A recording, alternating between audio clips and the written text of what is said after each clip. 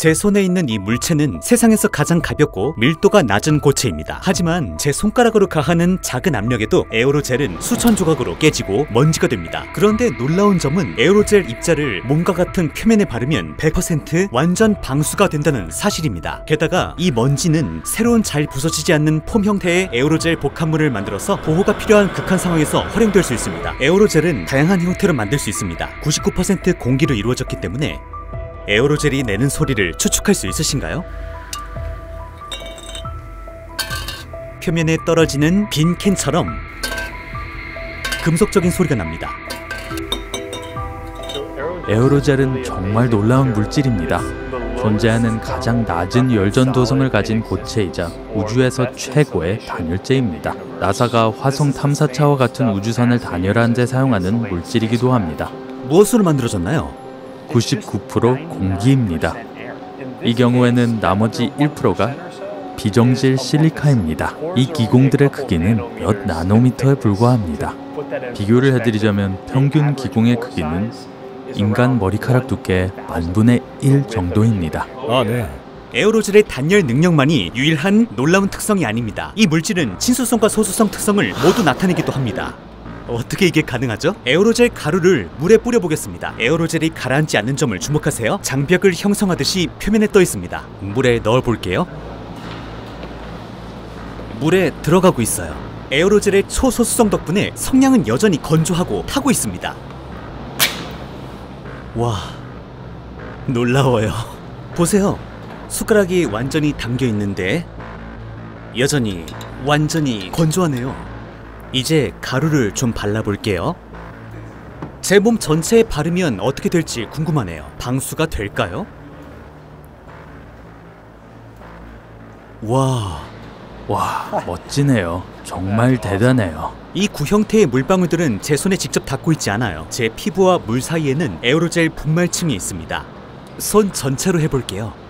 와, 마법 같아요. 네, 진짜로요. 하지만 전신을 이 분말로 덮으면 일어나는 일이 더 놀라울 겁니다. 강한 열이 보일 겁니다. 시작할게요. 세상에, 이미 반이 탔어요. 보시다시피 이 설정은 이 햄버거 젤리를 보호하는데 훨씬 효과적입니다.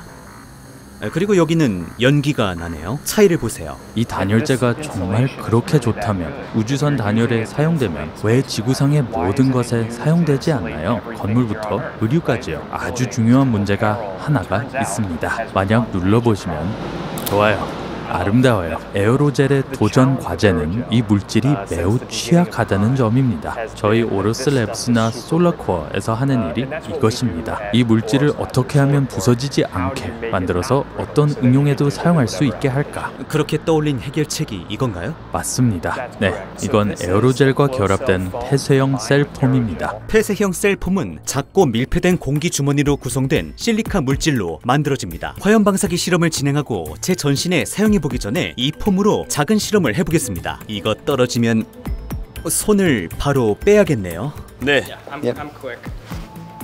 준비됐나요? 네, 얼마든지 강하게 하세요.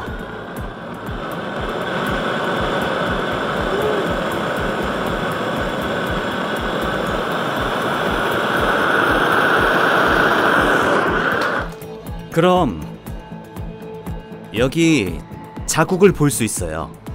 여기는 안 뜨거워요. 맘대로 만질 수 있어요. 그리고 여기도 안 뜨거워요. 열을 유지하지 않네요. 그런데 이건 뜨겁네요. 녹았어요. 보세요. 모양을 보세요. 에어로젤 방패를 검증하기 위해 프로판 가스가 달성할 수 있는 최고 온도까지 가열해 보겠습니다. 준비됐나요? 준비됐어요. 우와. 측면에서 약간의 열이 느껴지지만 중앙에서는 아무것도 안 느껴져요. 더 가까이 올 수 있으세요? 갈 수 있는 만큼 가까워요. 아직도 만질 수 있어요. 불길의 평균 온도는 약 1200도였습니다. 모르시는 분들을 위해 액체 질소는 약 마이너스 196도로 아주 낮은 온도입니다. 피부와 접촉하면 좋지 않을 거예요. 네, 피부가 얼겠죠. 그럼 손이 깨지겠네요. 정확해요. 에어로젤 단열 자켓을 입은 제 자신에게 액체 질소를 사용하기 전에 비교를 위해 에어로젤로 보호되지 않은 물체에 액체 질소가 무슨 영향을 주는지 확인해 보겠습니다. 이게 라이덴 프로스트 효과입니다. 액체 질소와 바닥 사이에 엄청난 온도 차이가 있어서 액체 질소가 흡수되지 않는 현상이 발생합니다.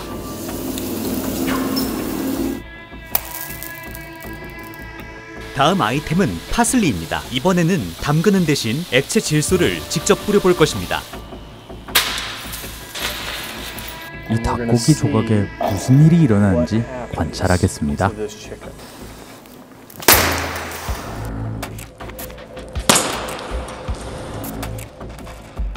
뼈까지 부서졌네요. 정말로 위험할 수 있겠어요.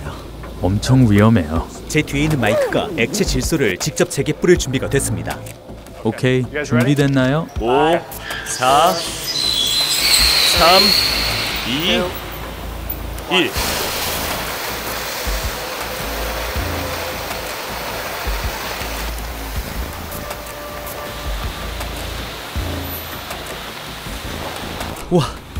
와, 정말 놀라워요. 안 느껴져요.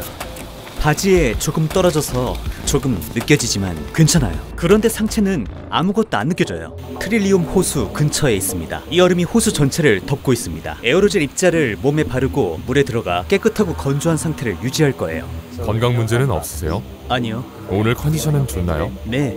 당연히 찬물에 들어가 본 적 있으시겠죠? 네. 네, 완벽합니다. 만약을 대비해 모든 준비를 마쳤습니다.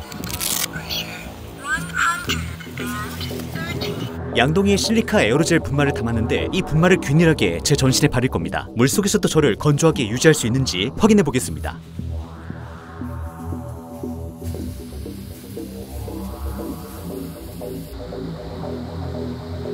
이제 몸을 완전히 담가 보겠습니다.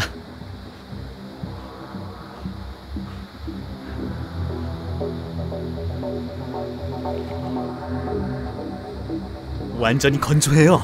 이건 기적이에요. 이 입자들이 물이 피부에 닿는 걸 막고 있어요. 여전히 아무 일도 없어요. 제 다리를 보세요. 꽤 오랫동안 물속에 있었는데 건조해요. 다리에 물방울이 고였네요. 제 다리에서 이걸 제거할게요. 추위도 안 느껴져요. 이것도 필요 없어요. 물이 조금 어두워서 물속에서 몸이 잘 안 보였습니다. 그래서 이제 수영장으로 가서 물속에서 어떻게 보이는지 확인하겠습니다. 에어로젤 입자들이 작은 공기방울을 제 몸에 가두어 얇은 회색층을 형성합니다. 이 공기방울들은 하늘빛을 반사해서 피부에 반짝이는 은빛 빛깔을 만듭니다.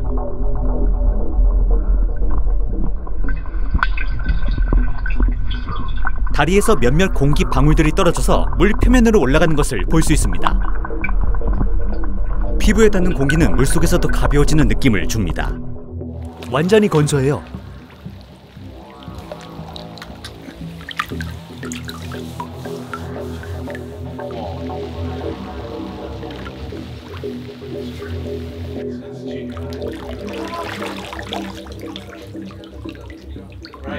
비가 많이 오는데 저는 젖지 않고 있어요. 저는 아마 소수성 에어로젤 입자로 덮인 상태로 비를 맞는 첫 사람일 것 같습니다. 자세히 보시면 수영장 물 표면에 빗방울들이 보입니다.